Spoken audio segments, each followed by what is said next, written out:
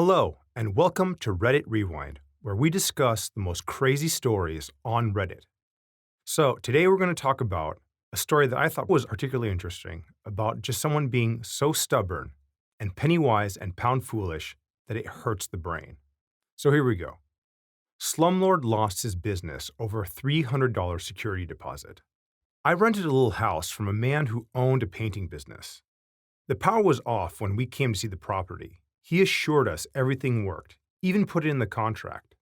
The place was dirty and poorly maintained, so we negotiated the security deposit down to $300. Turned out the heat/air didn't work, along with the refrigerator and dishwasher. I asked him to have someone look at them. He cursed me up and down. He called and left threatening voicemails. He would show up unannounced and let himself in.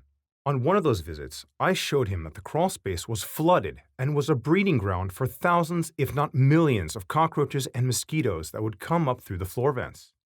There was absolutely no ductwork, even though he claimed that the heat/air worked fine. He accused me of causing the flood myself, even though I showed him that the source was a pipe that had rusted through. He refused to address any problems and said, "Well, if you don't like it, then you can move.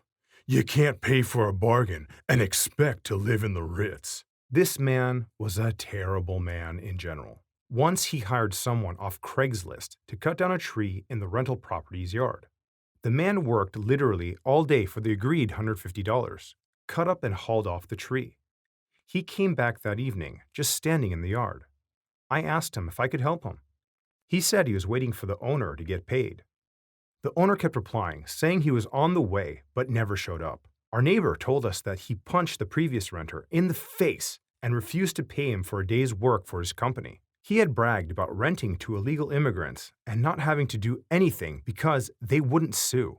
We had a newborn baby, so we called his bluff and agreed to find a new place to live. We left the home in much better shape than we found it.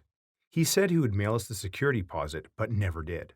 He dodged my phone calls until one day he called to say, "You aren't getting it back.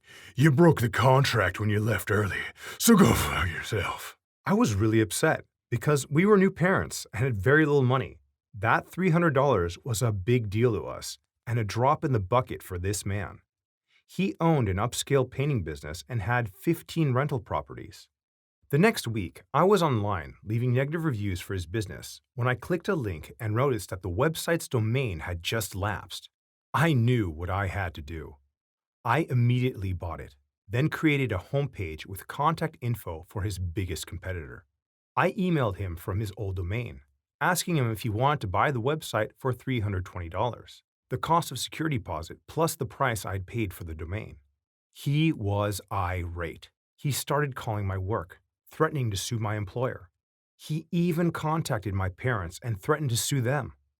He left a bunch of threatening voicemails for me, saying he was going to beat me up and he knows where I live, and he has my social security number. I received emails from several review sites asking if I was trying to update the contact info for the business. He must have used his old domain email as his contact email. I didn't want to get in trouble for impersonating his business, so I did not respond. The contact info was never changed. I received a few emails from potential clients. I called him and told him about the painting job requests. I gave him the contact info for one of the clients to prove I wasn't making it up. I told him it was the last time I was going to do that for him and suggested he buy the website back in order not to miss out on any other jobs. He told me he was taking me to court. I told him that I had recorded his threatening phone calls and saved all the text messages and voicemails. He said he was going to sue me for illegally recording him. Not illegal in my state.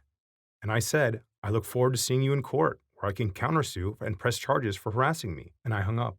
He called back and cussed me out for hanging up on him. I said, "Call me back when you can speak respectfully to me," and hung up again. We repeated this about 5 times. Each time, he was more angry until the last time. He spoke respectfully and explained that he hadn't gotten a single job in months. I suggested he focus on creating a website to find business. He lost it and cussed me out again. 6 months passed and he still hadn't bought the website from me. I get a call from him, begging me to do the right thing and give him the website back. I told him the current price was $350. 6 months later, I get another phone call. I told him the current price is $380. Eventually, he texts me to say, I went out of business. I hope you're happy. I responded, I hear having a website really helps your business, $380, and it's yours. He told me what a terrible person I am and said, Karma's a bitch. I responded, maybe if you stopped trying to rip people off, your karma wouldn't be so bad. That was the last time I ever heard from him. The major business listing sites confirmed his business did indeed close. I renewed the domain for another 2 years just in case he was bluffing. A few months later, I drove by his office to see if he was still there. It was empty with a for rent sign posted. I never got the $300 back and spent money on a domain registration, but it was totally worth it. Wow, talk about being penny wise and pound foolish. This is a perfect example of someone being extremely stubborn for all the wrong reasons. So here in the comments section, I found one that I particularly enjoyed that summed up the attitude of the slumlord quite nicely. He considered life a zero-sum game. He can't win unless someone else loses. He simply couldn't stand the idea of losing at life and would lie, cheat, steal to make sure he didn't. And since giving OP his money back, giving it to him would count as losing. He was so determined not to let that happen, he ruined his business. There's probably a mental disorder involved to consider going broke like this as a better option over paying a few hundred he generally owes, but I don't know what it would be. Then an additional comment to that comment was, that's just crazy. I'm surprised he even made it that far in life with that mentality. Another comment was another example of pro-revenge on someone who was just being stubborn and short-sighted. Must be a couple of decades ago by now, but I remember a case where a young lawyer got dicked out of his security deposit. He took the management company to court.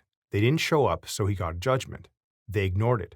He got the court to put the building up for auction. They ignored that notice too, so he was the only bidder. He bought the building at the auction for pocket change, pretty much. I would love to hear more about that story. That sounds really interesting. Anyways, guys, hope you enjoyed it. Let me know what you think. Please comment and subscribe.